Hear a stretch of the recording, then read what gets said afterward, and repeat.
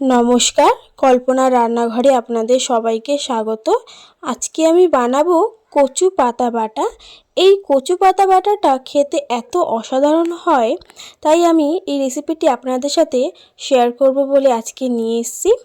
এই কচু পাতা বাটা রান্নাটা করতে আমাদের কি লাগছে চলুন দেখে নিই। প্রথমেই আমি কচু পাতা নিয়েছি।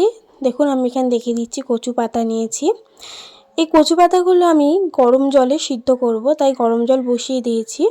গরম জল হয়ে গেলে এখানে আমি কচু পাতাগুলো দিয়ে দেব। একে একে সব কচু পাতাগুলো আমি দিয়ে দেব। দেখুন আমি এখানে ডান্ডি দিয়ে কচু পাতাগুলো দিয়েছি, ডাঁটি আছে এখানে, দিয়ে আমি এটা সিদ্ধ করে নিয়েছি। আমার সিদ্ধ করা হয়ে গেছে। আমি এখানে নামিয়ে নিয়েছি।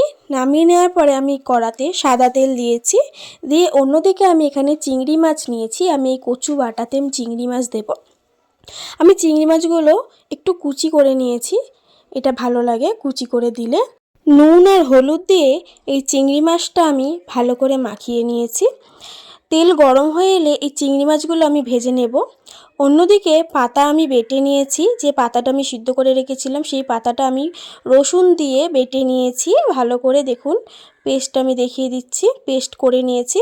দিয়ে যে চিংড়ি মাছটা আমি ভাজা বসেছিলাম সেই চিংড়ি মাছটা ভাজা হয়ে গেলে এই পেস্টটা আমরা দিয়ে দেব।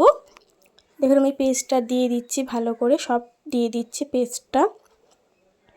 পেস্টটা দেওয়া হয়ে গেলে আমি এখানে নেড়ে চেড়ে নেব।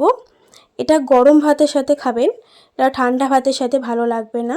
একদম গরম গরম ভাতের সাথে এই বাটাটা খেয়ে দেখবেন, জাস্ট মারাত্মক লাগে খেতে। আপনাদের যদি কোনো রান্না দেখতে ইচ্ছা করে আমাকে অবশ্যই কমেন্ট করে জানাবেন, আমি চেষ্টা করব আপনাদেরকে সেই রান্নাটি শেয়ার করার। দেখুন এখানে আমি নুন দিয়েছি, পরিমাণ মতো নুন দিয়েছি। আপনারা আপনাদের রান্নাতে পরিমাণ মতো নুন দিয়ে নেবেন। দিয়ে নুন দিয়ে আমি একটু ভালো করে নেড়ে চেড়ে আমি এখানে একটু পরিমাণ মতো মিষ্টি অনুযায়ী চিনি দিয়েছি। অনেক সময় আছে এই পাতা বাটা খেলে কারোর গলা কিটোয়, সেই ক্ষেত্রে এখানে আপনারা এই তেঁতুলের পাল্প ব্যবহার করতে পারেন। এটা এমন না যে রান্নাটা টক হয়ে যাবে, এটা এই গলা কিটোনো থেকে বাঁচাতে পারে। তাই এখানে আমি একটু তেঁতুলের পাল্প দিয়েছি, এটা এই গলা কিটোবে না এটা খেলে। যাই হোক এখানে আমি তেঁতুলের পাল্প দিয়ে এখানে নেড়ে নিচ্ছি ভালো করে। নেড়ে নেওয়া হয়ে গেলে আমাদের এই রেসিপিটা তৈরি হয়ে যাবে। আমি এখানে নামিয়ে নেব, ভালো করে নেড়ে চেড়ে এখানে আমি নামিয়ে নেব। দেখুন থিকনেসটা ঠিক এরকম হবে, আমি দেখিয়ে দিচ্ছি। থিকনেসটা এরকম রাখবেন, তাতে ভাতে মাখিয়ে খেতে সুবিধা হবে। থিকনেস এরকম রাখবেন। তৈরি হয়ে গেছে আমাদের কচু পাতা বাটা চিংড়ি মাছ দিয়ে। এটা আপনারা গরম গরম ভাতের সাথে একবার খেয়ে দেখবেন, ভালো লাগলে আমাকে অবশ্যই কমেন্টে জানাবেন।